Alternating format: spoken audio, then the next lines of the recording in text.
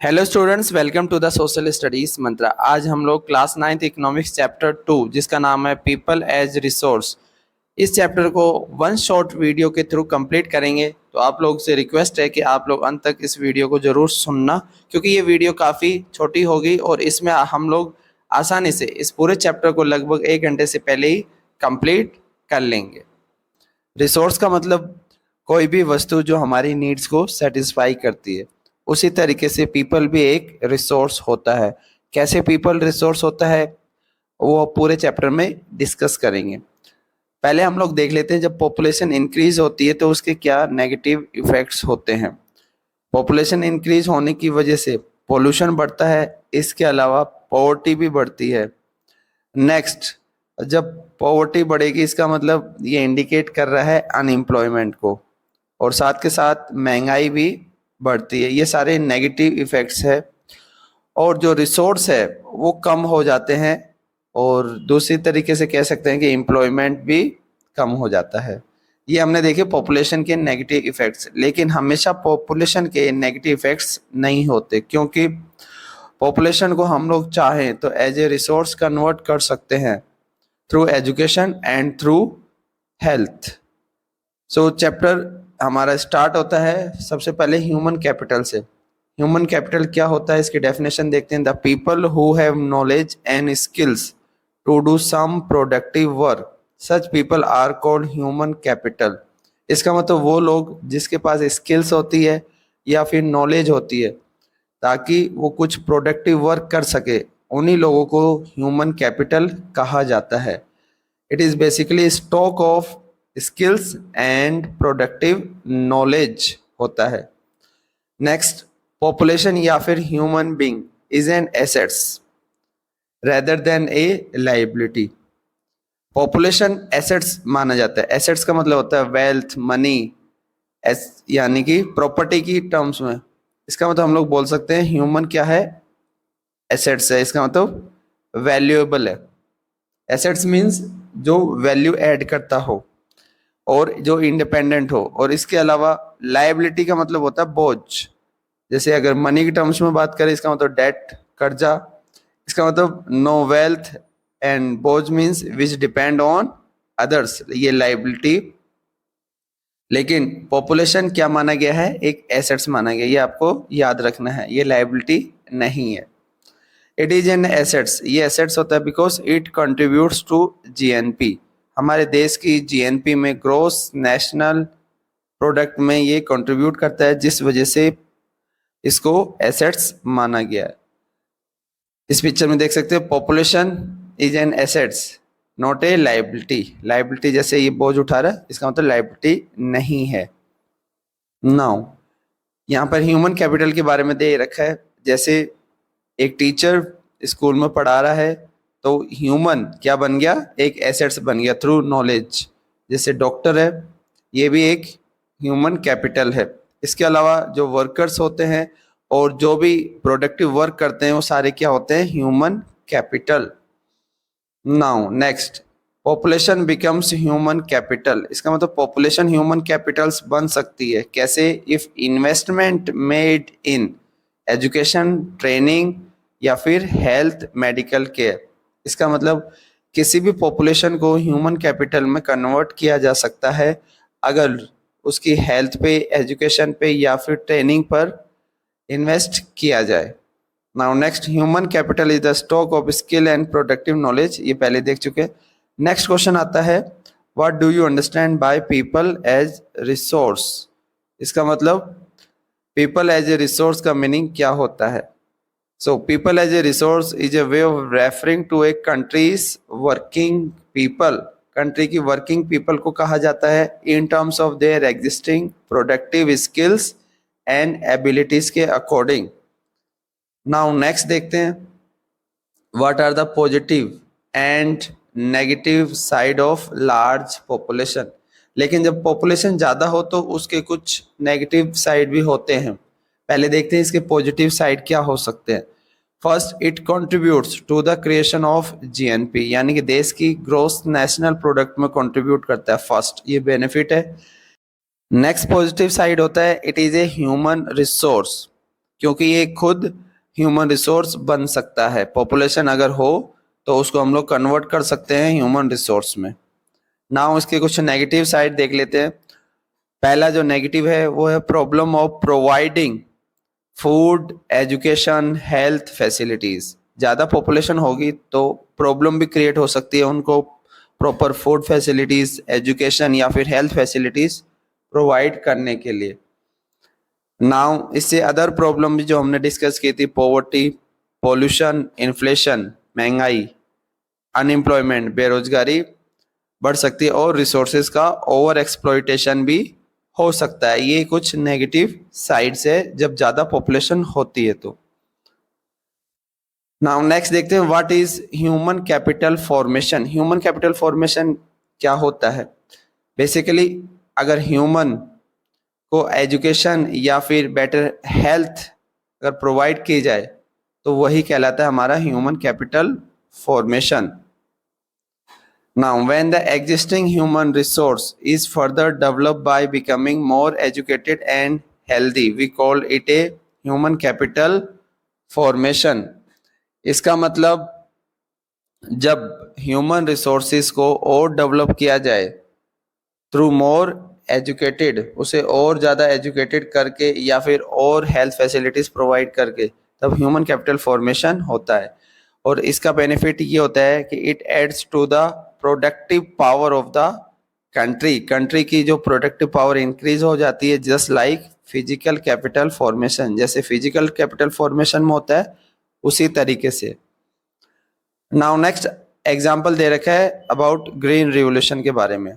So green revolution is a example of how the input of greater knowledge in the form of improved production technologies can rapidly increase the productivity of scarce land resources. Green revolution ये best example है जो ये बताता है कि greater knowledge की वजह से इन the form of improve production technology, इसका मतलब न्यू टेक्नोलॉजी जब यूज की तो उसका फायदा ये हुआ कि जो प्रोडक्टिविटी है लिमिटेड लैंड रिसोर्स होने के बावजूद उसमें काफी प्रोडक्टिविटी इंक्रीज हो चुकी है। नेक्स्ट इसमें बता रखा आगे, India's IT revolution is a striking instance of how the importance of human capital. इसके अलावा जो हमारा आईटी रिवोल्यूशन हुआ है ये भी ह्यूमन कैपिटल की इंपॉर्टेंस को बताता है। Now next, investment in human capital. इसका मतलब अगर ह्यूमन कैपिटल में इन्वेस्ट किया जाए, और वो इन्वेस्ट कैसे कर सकते हैं? थ्रू एजुकेशन, ट्रेनिंग या फिर मेडिकल केयर से। इसका बेनिफिट ये होगा, इट गिव्स ए रिटर्न, इसे रिटर्न मिलेगा just like investment in physical capital. जैसे फिजिकल कैपिटल से रिटर्न मिलता है सेम वैसे ही फ्यूचर में रिटर्न मिलेगा अगर हम लोग ह्यूमन कैपिटल में इन्वेस्ट करते हैं।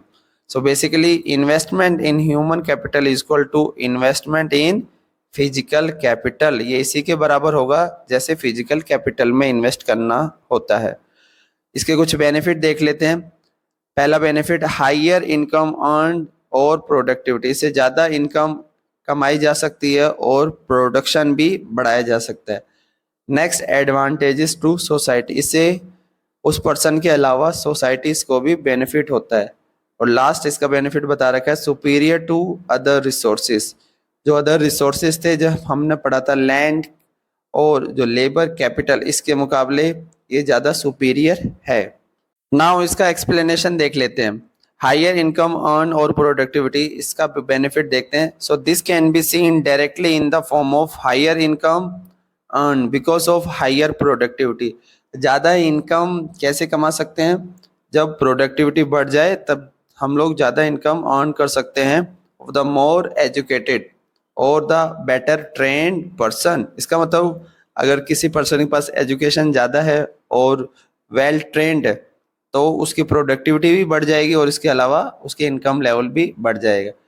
और नेक्स्ट इसी में बता रखा है, as well as the higher productivity of healthier people.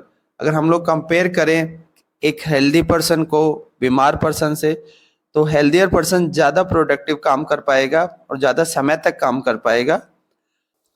Next benefit is advantages to society, इससे सोसाइटीज को भी फायदा हो सकता है बिकॉज एक एजुकेटेड और हेल्दी पर्सन ज़्यादा समय तक सोसाइटीज़ में कंट्रीब्यूट कर सकता है, वो कुछ न्यू इनोवेशन कर सकता है जिससे सभी लोगों को बेनिफिट हो सकता है। और जो एजुकेटेड पर्सन है वो किसी भी प्रॉब्लम को इजीली हैंडल कर सकता है। Now society gain through higher income in other indirect way because the advantage of more educated or a healthier population is spread to those who themselves were not directly educated or given health care। और इसका best example देख सकते हैं, एक educated person दूसरे लोगों को भी एजुकेट कर सकता है। Now last benefit is superior to other resource. ये अदर रिसोर्स के मुकाबले ज़्यादा सुपीरियर है। Human capital is in one way superior to other resource like land and physical capital से अगर हम लोग कंपेयर करें तो उससे ज़्यादा superior, because human resource can make use of land and capital. Human resource land और कैपिटल को यूज कर सकता है, और जो लैंड एंड कैपिटल है वो can not be useful on its own, वो अपने आप से यूजफुल नहीं बन सकते। Next question, how can a large population turn into A productive assets. अभी क्वेश्चन है कि जो लार्ज पॉपुलेशन होगी उसको कैसे प्रोडक्टिव एसेट्स में कन्वर्ट किया जा सकता है। सो इसका आंसर है it can be turn into A productive assets by investment in human capital. इसका मतलब लार्ज पॉपुलेशन में अगर हम लोग इन्वेस्ट करते हैं तब उसको प्रोडक्टिव एसेट्स में कन्वर्ट किया जा सकता है। इसका example of by spending resource on education and health, और इसके अलावा training of industrial agriculture workers in the use of modern technology, useful scientific research etcetera. Now हम लोग एजुकेशन का इम्पोर्टेंस स्टोरी के थ्रू समझते हैं। स्टोरी ऑफ विलास एंड शकल, ये दोनों सेम विलेज में रहते थे। सो इस तरफ दिखा रखा है शकल और दूसरी तरफ ये इसका फ्रेंड विलास के बारे में बता रखा है। सबसे पहले हम लोग पढ़ते हैं स्टोरी शकल के बारे में। वैसे दोनों दोस्त सेम विलेज के थे। जो शकल है उसकी मदर का नाम था शीला, जो घर के काम किया करते थे, और इसके जो फादर का नाम है बूटा चौधरी, जो वर्क करते हैं एग्रीकल्चरल फील्ड में। और उसके अलावा उनके जो अंकल है श्याम, वो एजुकेटेड है बट कोई काम नहीं करते। जो शकल के फादर एंड मदर है वो उसको पढ़ाना चाहते हैं, जिस वजह से वो उसको फोर्स करते हैं टू जॉइन विलेज स्कूल। उसको बोलते हैं कि विलेज स्कूल ज्वाइन कर लो। उसके बाद जब उसकी एजुकेशन कंप्लीट होती है तो उसको हायर एजुकेशन के लिए उसके जो फादर है वो लोन लेते हैं ताकि उसको वोकेशनल कोर्स करवाया जा सके इन कंप्यूटर। नाउ जो शकल है उसके बाद प्राइवेट फर्म में काम करता है और एक सॉफ्टवेयर डिज़ाइन करता है, जिस वजह से जो फर्म की सेल है काफ़ी ज़्यादा इंक्रीज हो जाती है और जो शकल है उसका प्रमोशन हो जाता है। इस फोटो में देख सकते हो शकल की जो एजुकेशन की वजह से इसकी काफ़ी ज़्यादा इम्पोर्टेंस बढ़ चुकी है, लेकिन जो विलास है वो वहीं का वहीं रह गया। शकल की प्रमोशन हो गई और वो काफ़ी पैसे वाला भी बन गया। So in the case of Sakal several years of education added to the quality of labour. उसकी एजुकेशन की वजह से उसका जो प्रोडक्टिविटी है या फिर क्वालिटी ऑफ लेबर वर्क है वो इंक्रीज हो गया। This enhance is total productivity, इससे उसकी टोटल प्रोडक्टिविटी बढ़ गई, और जब टोटल प्रोडक्टिविटी बढ़ती है तब उसका बेनिफिट होता है ग्रोथ ऑफ द इकोनॉमी, देश की अर्थव्यवस्था में भी इसका बेनिफिट होता है। सो ये हमने देखा पॉजिटिव साइड शकल के बारे में। दूसरी तरफ अब हम लोग देखेंगे विलास के बारे में। नाउ अब स्टोरी पढ़ते हैं अबाउट विलास। विलास की मदर का नाम गीता है और विलास के फादर का नाम महेश है, जो फिशरमैन हुआ करते थे, लेकिन उसके फादर एक्सपायर हो चुके हैं। सो जो सारी जिम्मेदारी उसकी मदर पे आ जाती है। मदर उसके बाद फिश सेल करके कुछ ही पैसा कमा पाती है, ओनली 150 रुपीज ए डे। इसके अलावा जो विलास है उसको बीमारी है अर्थराइटिस की, लेकिन इनके पास में पैसे नहीं होने की वजह से वो इसका इलाज नहीं करा पाता और साथ के साथ वो स्कूल भी नहीं जा पाता, इसका मतलब उसकी एजुकेशन नहीं हो पाती। So they not afford to their school and for their health. जब उसकी मदर बीमार हो जाती है तब जो विलास है खुद मछली बेचता है। So he was force to sell fish. So इस फोटो में देख सकते हैं उसकी मदर मछली बेच रही है यहाँ पर, और ये इधर विलास को दिखा रखा है बचपन में। बट शकल क्योंकि एजुकेट हो जाता है तो वो काफी आगे ग्रो कर जाता है, और जो विलास है उसकी ग्रोथ नहीं हो पाती। Now next, investment in human resource through education and health. इसके क्या बेनिफिट है? First benefit, it gives high rate of return in future. इससे भविष्य में ज़्यादा रेट ऑफ रिटर्न मिलता है। जैसे हमने शकल के केस के बारे में जाना, उसकी जब पेरेंट्स ने एजुकेशन पे ध्यान दिया और उसकी हेल्थ पे ध्यान दिया तो फ्यूचर में उसका प्रमोशन हुआ। एंड नेक्स्ट देख सकते हैं, this investment is same as investment in land and capital. और जो ह्यूमन में इन्वेस्ट किया जाता है वो इक्वल है जैसा लैंड एंड कैपिटल में इन्वेस्ट किया जाता है। इसके अलावा अब हम लोग देखते हैं वर्चुअस साइकिल और विसिशियस साइकिल। वर्चुअस साइकिल होती है पॉजिटिव साइकिल्स, और जो विसिशियस साइकिल होती है वो होती है नेगेटिव साइकिल्स। सो जब भी किसी के पेरेंट्स एजुकेटेड होते हैं तो वो अपने बच्चों को भी एजुकेशन प्रोवाइड करवाते हैं, बिकॉज वो एजुकेशन की इम्पोर्टेंस समझते हैं। सो उनके जो चाइल्ड है, बच्चे हैं, वो भी एजुकेटेड हो जाएंगे, और जब वो शादी करेंगे तो उनके भी बच्चों को भी वो एजुकेट करेंगे। सो ये जो साइकिल है पॉजिटिव चलती रहती है। इसमें बताया गया educated parents are found to invest more heavily on education of their child. This is because they have realise, because उनको पता है the importance of education for themself, जिस वजह से वो बच्चों की एजुकेशन पर पूरा इन्वेस्ट करते हैं।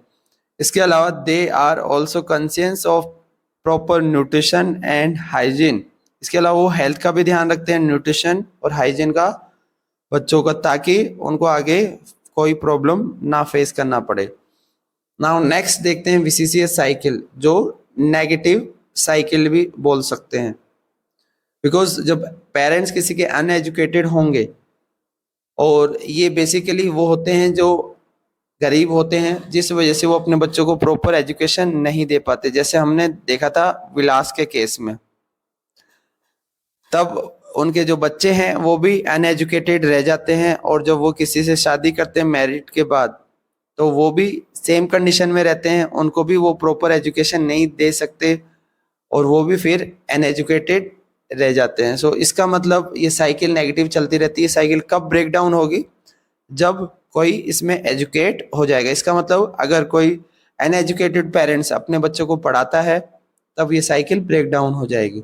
सो ए विसिशियस साइकिल में be created by disadvantage parents. So ये डिसएडवांटेज पेरेंट्स का मतलब जिनकी कंडीशन अच्छी नहीं होती, जैसे हमने देखा था विलास के केस में, हु देमसेल्फ अनएजुकेटेड, जो खुद अनएजुकेटेड होते हैं और उनके पास में प्रॉपर हाइजीन की फैसिलिटी नहीं हो पाती, keeping their children in A similarly disadvantage state, और उनके बच्चे भी डिसएडवांटेज स्टेज में रहते हैं। जैसे वो गरीब थे तो उनके बच्चे भी वैसे ही बने रहते। इसमें कुछ इंपॉर्टेंट टर्म्स आपको याद रखनी है एक्सपोर्ट एंड इंपोर्ट के बारे में। एक्सपोर्ट का मतलब जब हम लोग दूसरे देश में सोल्ड आउट करते हैं, और इंपोर्ट का मतलब जब परचेज करते हैं, बाय करते हैं। नेक्स्ट क्वेश्चन आता है, what factors made Japan A rich country. Japan में नेचुरल रिसोर्स इतने नहीं है, उसके बावजूद भी जापान रिच कंट्री बन गया। कैसे बन गया? इसका रीजन बताना आपको। Because they have invested on people, उन्होंने लोगों पे इन्वेस्ट किया, specially in the field of education and health. उन्होंने लोगों की एजुकेशन और हेल्थ पे ज़्यादा इन्वेस्ट किया, जिस वजह से जापान एक रिच कंट्री बन गया। This people have made efficient use of other resources. जब लोग एजुकेटेड हो जाएंगे तो वो अदर रिसोर्सेज का भी एफिशिएंट और बेटर यूज कर पाएंगे, जैसे land and capital. Next, efficiency and the technology evolve by people have made this country rich and develop, जिस वजह से जो जापान है काफ़ी डेवलप और रिच कंट्री बन गया। सो आज हम लोग जानेंगे इकोनॉमिक एक्टिविटीज़ क्या होती है और इसके कितने टाइप्स है। The production of goods and services which add value to the national income are called economic activities.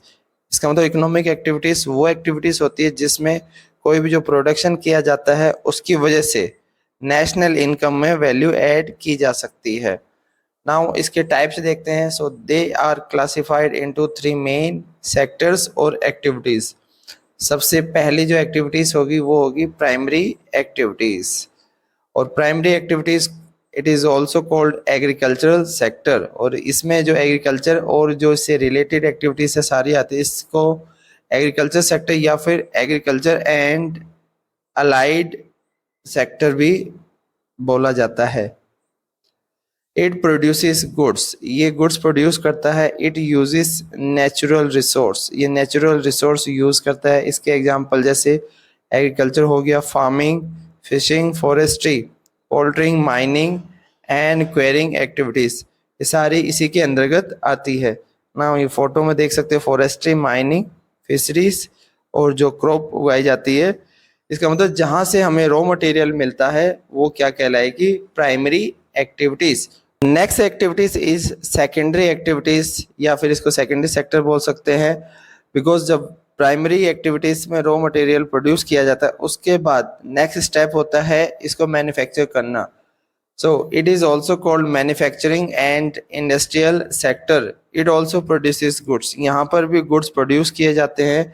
It adds value to raw material through manufacturing, यहाँ पर मैन्युफैक्चरिंग की मदद से जो रॉ मटेरियल हमने प्राइमरी एक्टिविटीज में produce किया था उसमें वैल्यू ऐड की जाती है। सो इसको हम लोग बोल सकते हैं it is the production of primary activities. एक तरीके से इसमें प्राइमरी एक्टिविटीज का ही प्रोडक्शन किया जा रहा है, और इसके अलावा ये रॉ मटेरियल को कन्वर्ट करता है फिनिश प्रोडक्ट में। एग्जाम्पल है जैसे manufacturing of sugar from sugarcane, जैसे शुगर केन से शुगर बनाया जाता है, वो क्या हो गया, सेकेंडरी एक्टिविटीज का पार्ट है। इसके अलावा वीट से जैसे बिस्किट प्रोड्यूस होता है तो ये क्या कहलाएगा, सेकेंडरी एक्टिविटीज का पार्ट। नाउ ये फैक्ट्रीज की जो एग्जांपल दे रखा है यहाँ पे देख सकते हैं, यहाँ पर मैन्युफैक्चरिंग किया जाता है, सो ये सेकेंडरी एक्टिविटीज कही जाएगी। अब जो लास्ट एक्टिविटीज होगी वो कहलाएगी tertiary activities. It is also called service sector, इसको सर्विस सेक्टर भी कहा जा सकता है बिकॉज यहाँ पर गुड्स प्रोड्यूस नहीं किया जाता। It does not produce goods, ये याद रखना आपको। इट प्रोवाइड सर्विसेज, ये सर्विस प्रोवाइड करता है जिस वजह से इसको सर्विस सेक्टर भी कहा जाता है। इसके अलावा ये सपोर्ट करता है प्राइमरी एंड सेकेंडरी सेक्टर को। इसके एग्जाम्पल देख लेते हैं। सबसे पहले इसकी एबीसी हम लोग पढ़ेंगे। एबीसी ट्रिक से आपको याद रखना है। ए से एडवर्टाइजमेंट, बैंकिंग, करेंसी, कम्युनिकेशन। इसके अलावा टीटी आपको ट्रिक से याद रखना है। टीटी मीन्स ट्रेड, ट्रांसपोर्ट, और जो बच गए जैसे एजुकेशन, हेल्थ, टूरिज्म, इंश्योरेंस, ये सारे के सारे टर्सरी एक्टिविटीज में आएंगे। नाउ ये फोटो दे रखी है picture 2.3। Based on the picture can you classify this activities into 3 sectors. इस एक्टिविटीज की मदद से आपको बताना है और इसको क्लासिफाई करना है 3 सेक्टर्स में। यहाँ पर सबसे जो फर्स्ट ऊपर दे रखी है वो एक्टिविटीज में आती है कौन सी, प्राइमरी एक्टिविटीज, क्योंकि यहाँ पर एग्रीकल्चर एंड उससे रिलेटेड एक्टिविटीज की जा रही है। इसके अलावा यहाँ पर मैन्युफैक्चरिंग प्रोसेस हो रहा है, सो ये जो सेकंड नंबर पर है ये हो गई सेकेंडरी एक्टिविटीज। और जो लास्ट है यहाँ पर सर्विसेज प्रोवाइड करने का काम है, ट्रांसपोर्ट, कम्युनिकेशन है, जिस वजह से ये कहलाएगी टर्सरी एक्टिविटीज या फिर tertiary sectors. Now economic activities have 2 parts. Economic activities को 2 कैटेगरीज में डिवाइड किया गया है। First is market activities and second is non market activities. इसके बीच में डिफरेंशिएट करना है। सो बेसिक डिफरेंस होता है मार्केट एक्टिविटीज और नॉन मार्केट में। मार्केट एक्टिविटीज ऐड करता है value to the national income, but non market activities does not add value to the national income.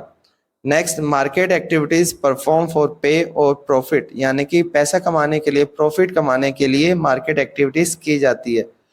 But non market activities की जाती है for self consumption, यानी खुद के यूज के लिए किया जाता है। जैसे एक स्मॉल फार्मिंग एरिया पे कुछ जो किसान अपने लिए कंजम्पशन के लिए क्रॉप उगाते हैं, वो क्या कहलाएगा? Non marketing activities. Last difference, it involves remuneration to anyone who perform, और जो नॉन मार्केट एक्टिविटीज में होगा डज नॉट इन्वॉल्व रेम्यूनरेशन और नॉट पेड। सो बेसिकली याद रखना है, मार्केट एक्टिविटीज वो होगी जिसमें पेड किया जाएगा, एंड नॉन मार्केट एक्टिविटीज वो होगी जिसमें नॉट पेड, जिसमें पेड नहीं किया जाता। ये सेल्फ कंजम्पशन के लिए की जाती है, और मार्केट एक्टिविटीज प्रॉफिट के लिए या फिर जिसमें पे किया जाता है उसके लिए की जाती है। Now next topic is division of labour. So question आता है, is division of labour found between man, या फिर बोल सकते हैं male and female, explain. Yes, division of labour होता है due to historical and cultural reason.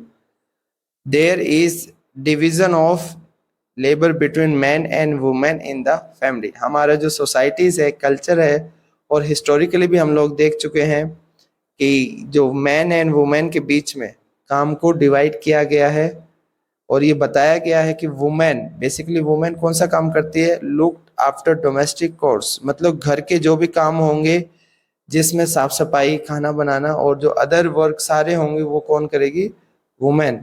अगर वहीं पे अगर बात की जाए मैन की, तो मैन कौन से काम करता है? बेसिकली मैन काम करता है वर्क इन द फील्ड, जो हमने शकल की स्टोरी में भी पढ़ा था। ये हो गया फर्स्ट पॉइंट। ये याद रखना आपको, हिस्टोरिकल एंड कल्चरल रीजन बताता है कि डिवीजन ऑफ लेबर होता है male and female. Second point, women are not paid. ये याद रखना है, women are not paid for their work services deliver in the family. घर में जो भी काम करती है वुमेन, उसका उनको पेमेंट नहीं मिलता। Third point, the household work done by women is not recognise in the national income. इसके अलावा जो वुमेन के काम को नेशनल इनकम में इंक्लूड नहीं किया जाता। सो अभी तक ये तीनों बात बताइए, आपको याद रखनी है। Now next fourth point, women are paid. Women को तभी पे किया जाएगा for their work when they enter the labour market, जब वो लेबर मार्केट में एंटर करेंगी। ये हमने स्टोरीज में जाना था, विलास की स्टोरीज में, क्योंकि विलास की मदर को जो मछली बेचने का काम करना पड़ता है, जिस वजह से देख सकते हैं कि लेबर मार्केट में अगर वो एंटर करती है तभी उनको पेमेंट मिलता है।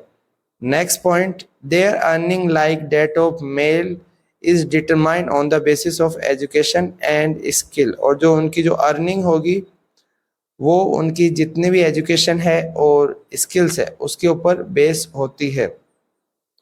लेकिन ये देखा गया है कि जो वुमेन है बेसिकली पेड लो, उनको कम पैसा दिया जाता है कंपेयर टू मैन, बिकॉज उनकी जो एजुकेशन लेवल है वो कम होता है, स्किल्स कम होती है एज कंपेयर टू मेल, जिस वजह से उनको कम पैसा मिलता है।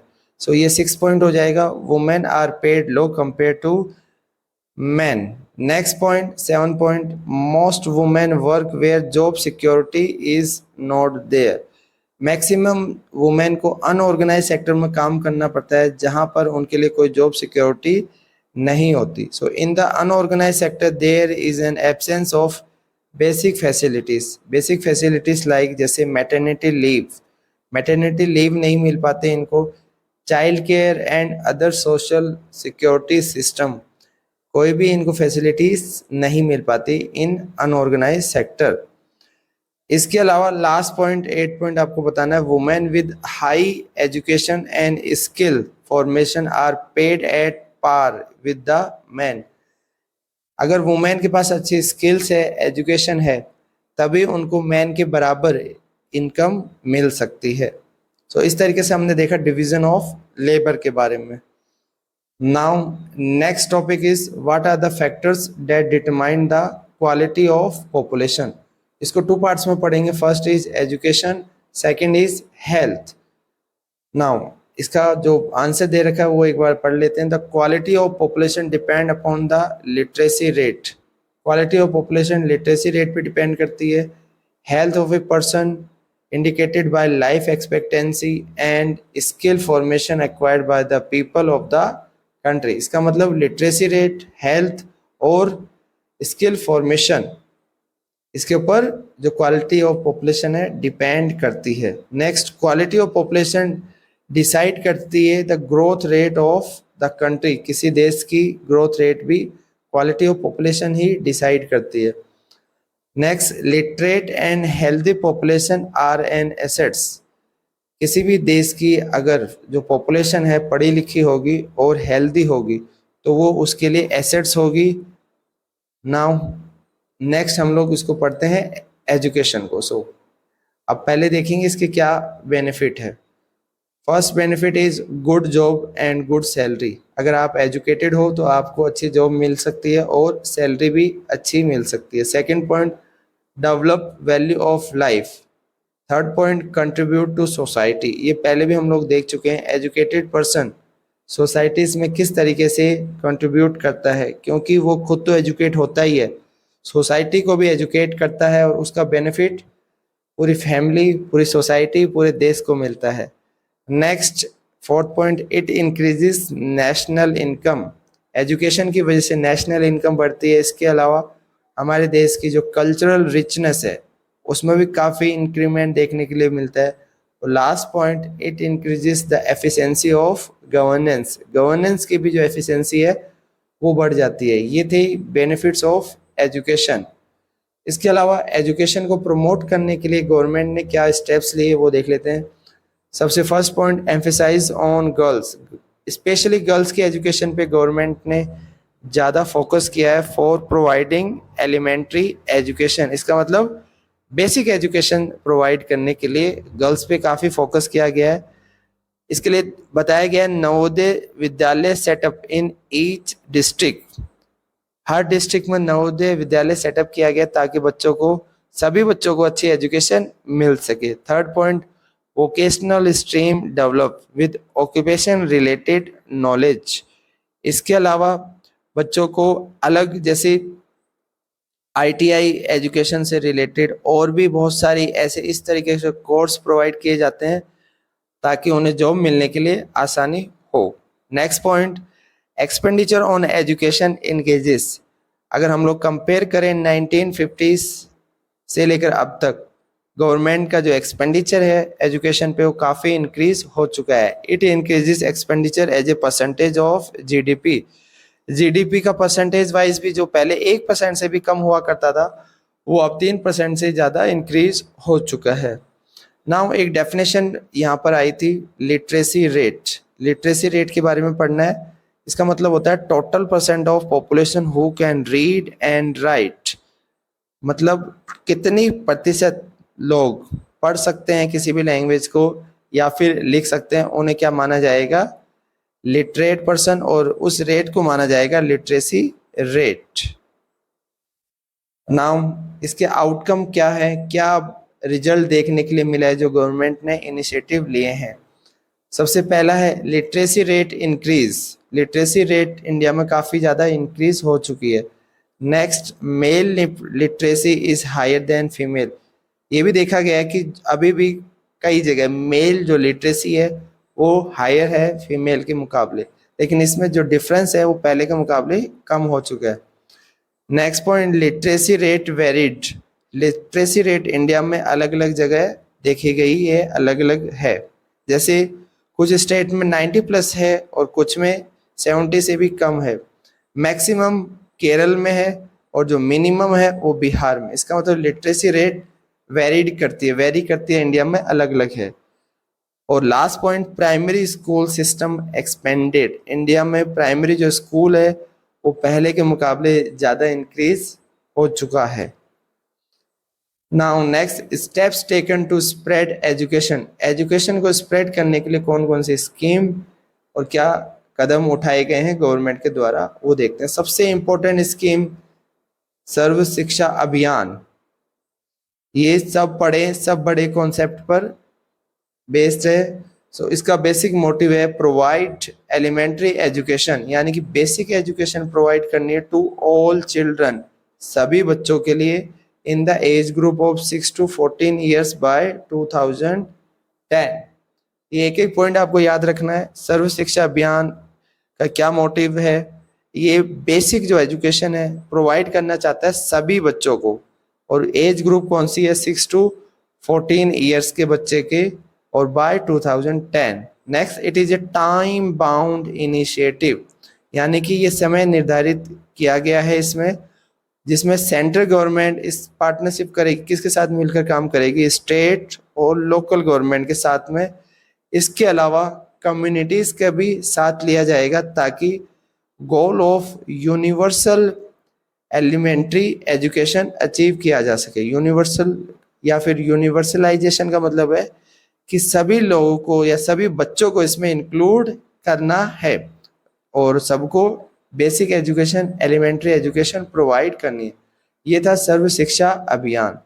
नेक्स्ट इम्पोर्टेंट जो इनिशिएटिव लिया गया है वो है मिड डे मील स्कीम। ये भी काफ़ी ज़्यादा इम्पोर्टेंट स्कीम है। इसमें बच्चों को खाना प्रोवाइड किया जाता है स्कूलों में, ताकि इसके दो बेनिफिट हो सके। It is implemented to encourage attendance.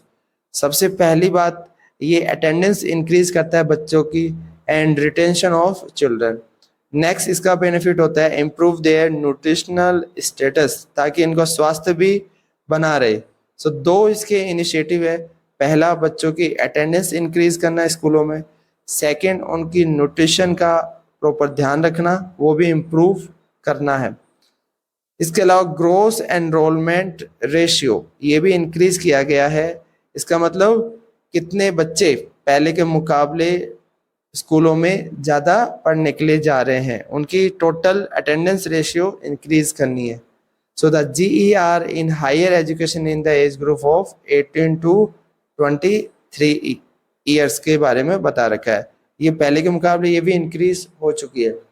अब हम लोग देखते हैं जो 12th 5-year प्लान आया था उसके क्या टारगेट थे। So the strategy focus on increasing access, quality, adoption of state specific curriculum modification. इसके अलावा जो स्टेट स्पेसिफिक जो मॉडिफिकेशन किए जा सकते हैं उनके सिलेबस के अकॉर्डिंग, वोकेशनलाइजेशन करना है। इसका मतलब वोकेशनल बच्चों को ट्रेनिंग देनी है, स्किल्स देनी है, and networking on the use of information technology. इसके अलावा इंफॉर्मेशन टेक्नोलॉजी का भी कैसे यूज करना है, इसकी भी प्रॉपर एजुकेशन प्रोवाइड करनी है। Next, there is also focus on distance education पे भी फोकस करना है। Convergence of formal, non formal, distance and IT education institution, ये सारी बातों का भी ध्यान रखना है। Last over the past 50-60 years ये देखा गया है there has been a significant growth in the number of university, यानी कि पिछले कुछ सालों में यूनिवर्सिटी में एंड इंस्टीट्यूशन में of higher learning in specialised areas काफ़ी ज़्यादा इंक्रीजमेंट देखा गया है, ग्रोथ हुई है यूनिवर्सिटी एंड इंस्टीट्यूशन में।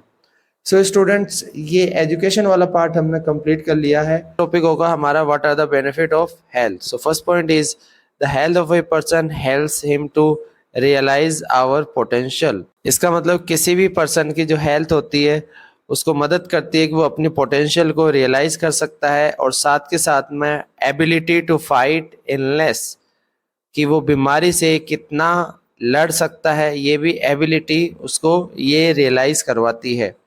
Next point, we will be able to maximise our output, और हम लोग अपना जो आउटपुट है उसको भी ज़्यादा से ज़्यादा मैक्सिमाइज कर सकते हैं to the overall growth of the organisation.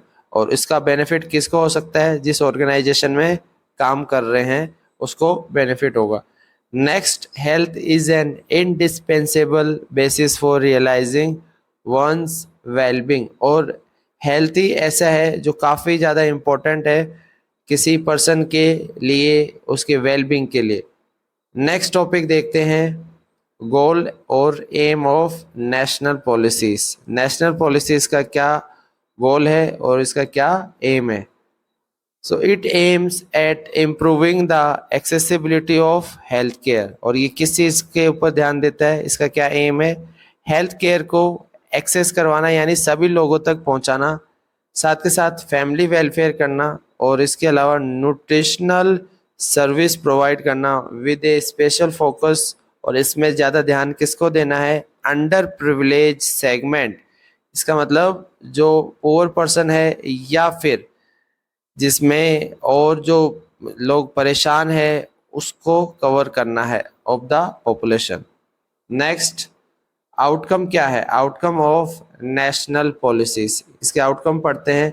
First, इससे इंक्रीज हुआ है लाइफ एक्सपेक्टेंसी। आपको याद रखना है लाइफ एक्सपेक्टेंसी इससे इंक्रीज हो चुकी है।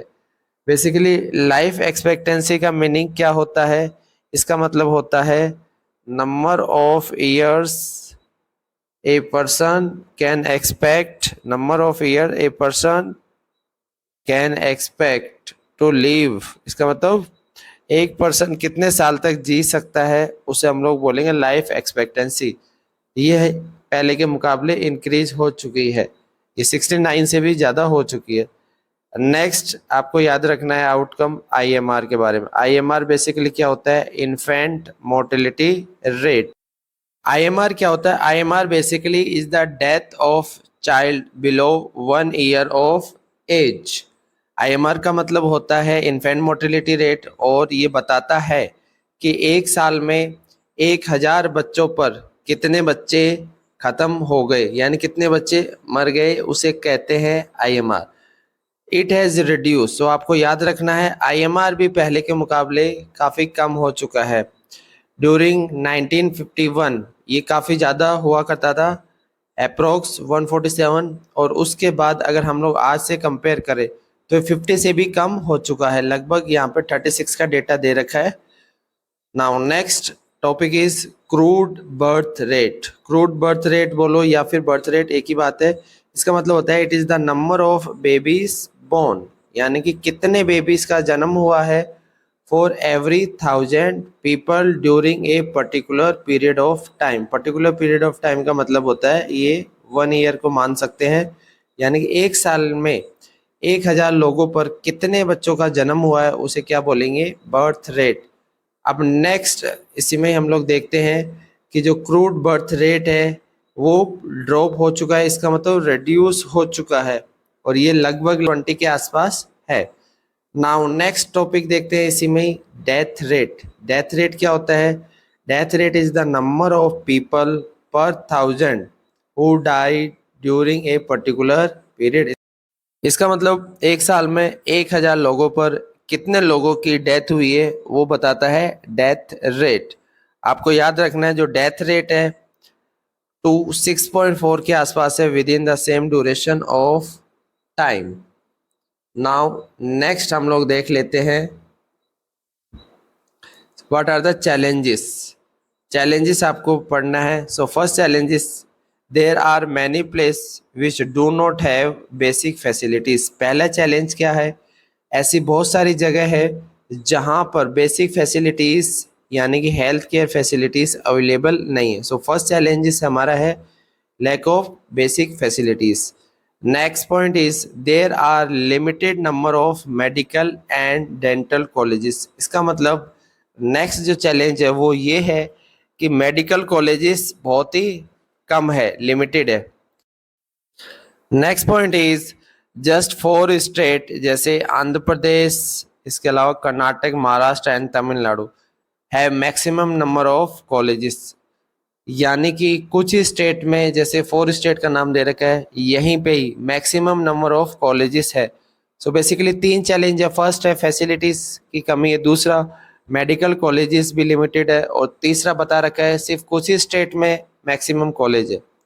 नाउ अब हम लोग देखते हैं हमारा लास्ट टॉपिक जो है अनएम्प्लॉयमेंट के बारे में। अनएम्प्लॉयमेंट का मतलब होता है बेरोजगारी। सो इसकी डेफिनेशन देख लेते हैं। It exist when people who are willing to work at the going wages can not find job. इसमें आपको 3 बातों का ध्यान रखना है। ये क्या शो करता है, when people who are willing to work, इसका मतलब जो लोग काम करना चाहते हैं किस रेट पर, eight the going wages but can not find job. और तीसरी बात क्या याद रखनी है, वो काम करना चाहते हैं लेकिन उनको जॉब नहीं मिल पाती। नाउ नेक्स्ट आपको दे रखा है वर्क फोर्स पॉपुलेशन के बारे में, ये कौन सी एज कैटेगरी में आती है।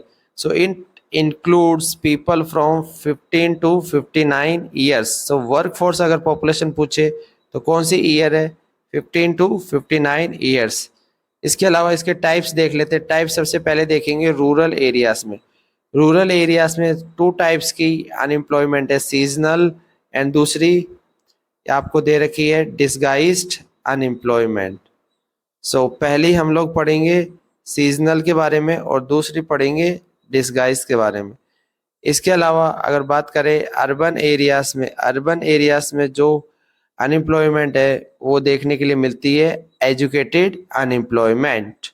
नाउ अब हम इनको डिटेल से पढ़ते हैं। सबसे पहले डिस्गाइज्ड और दूसरी तरफ देखेंगे सीजनल अनएम्प्लॉयमेंट। इनके बीच में क्या डिफरेंस है वो एक बार हम लोग डिटेल से देख लेते हैं। सबसे पहले हम लोग देखेंगे disguise. In this case people appear to employed but actually they are not employed. इसका मतलब देखने में ऐसा लगता है लोगों को काम मिल रहा है बट एक्चुअली में उनको काम नहीं मिलता। इसका मतलब वो बेरोजगार होते हैं। और इसमें बता रखा है it is hidden in nature, ये हिडन होता है इसमें, इस वजह से इसको डिस्गाइज को हिडन अनएम्प्लॉयमेंट भी कहा जाता है। दूसरी तरफ सीजनल अनएम्प्लॉयमेंट की बात करते हैं।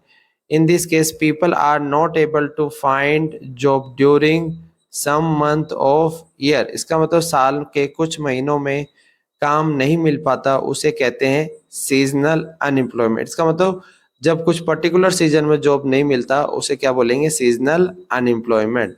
और ये बेसिकली ओपन होता है। नेक्स्ट पॉइंट डिस्गाइज अनएम्प्लॉयमेंट के बारे में। It is found in rural areas, ये बेसिकली कहाँ पर ज्यादा मिलेगा, ये रूरल एरियाज में। और seasonal unemployment basically urban and rural areas दोनों में मिलता है। लास्ट पॉइंट जो डिस्गाइज अनएम्प्लॉयमेंट होता है mostly found in agriculture sector. आपको याद रखना है कौन से सेक्टर में डिस्गाइज अनएम्प्लॉयमेंट मिलता है, ये एग्रीकल्चर सेक्टर में मिलता है। इसके अलावा सीजनल जो अनएम्प्लॉयमेंट है ये मिलता है found in agro based industry. Agro based industry का मतलब वो इंडस्ट्री जो एग्रीकल्चर पे डिपेंड होती है। नाउ अब इसको हम लोग डिटेल से पढ़ लेते हैं। सबसे पहले देखते हैं रूरल एरियाज में seasonal unemployment.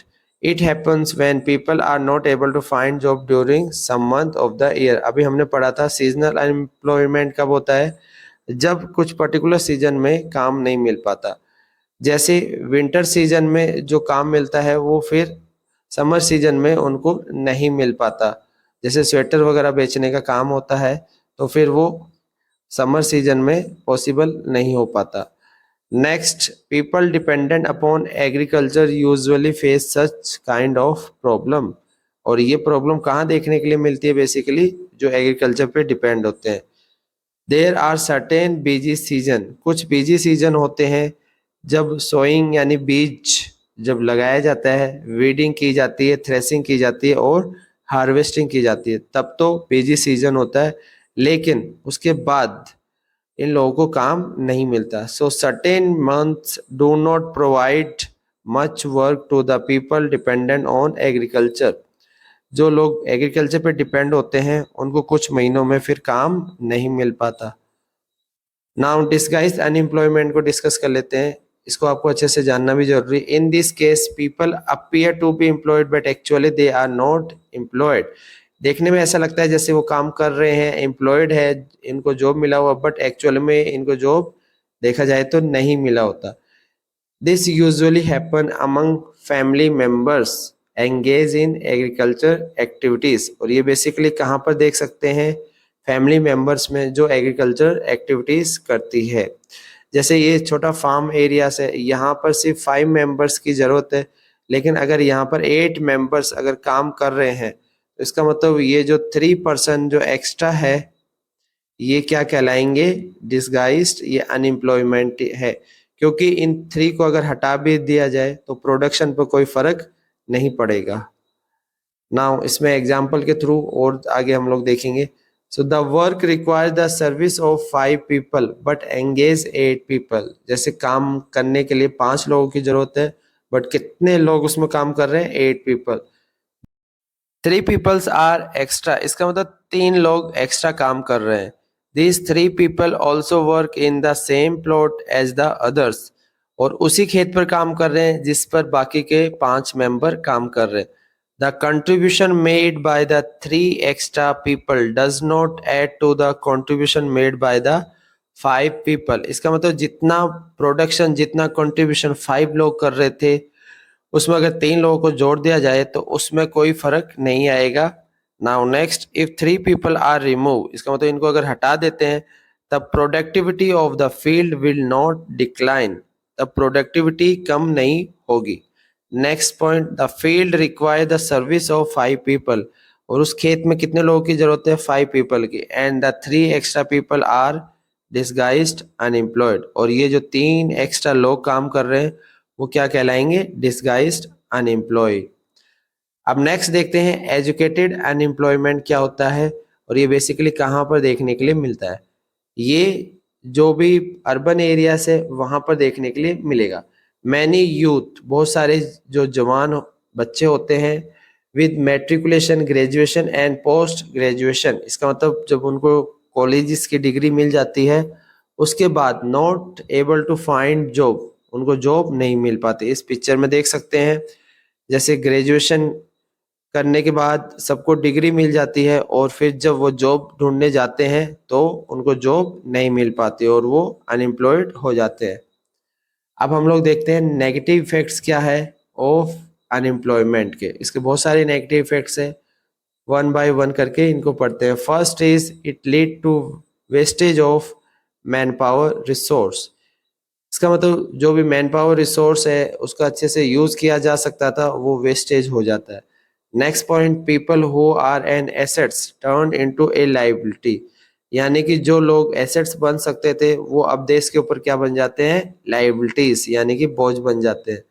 Next, there is feeling of hopelessness and disappear among the youth, और इससे जो यूथ है उसमें होपलेसनेस और डिसअपियरनेस आती है, वो काफी दुखी रहते हैं, निराशा रहती है उनके अंदर। Next point, people do not have enough money to support their family, और उनके पास में एनफ मनी यानी पर्याप्त मात्रा में पैसे नहीं होते जिस वजह से वो अपनी फैमिली को भी सपोर्ट नहीं कर पाते, उनकी जरूरतों को भी फुलफिल नहीं कर पाते।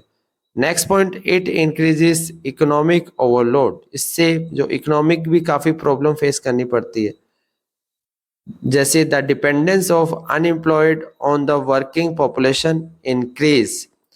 अब जो अनएम्प्लॉयड की जो डिपेंडेंस है किसके ऊपर? वर्किंग पॉपुलेशन पर, वो बढ़ जाती है। Next point, the quality of life affected of an individual और सोसाइटी, चाहे कोई इन पर्सन हो या कोई भी सोसाइटी की अगर बात की जाए तो उसमें लोगों की जो क्वालिटी ऑफ लाइफ है वो प्रभावित होती है, वो बेटर लाइफ नहीं जी पाते।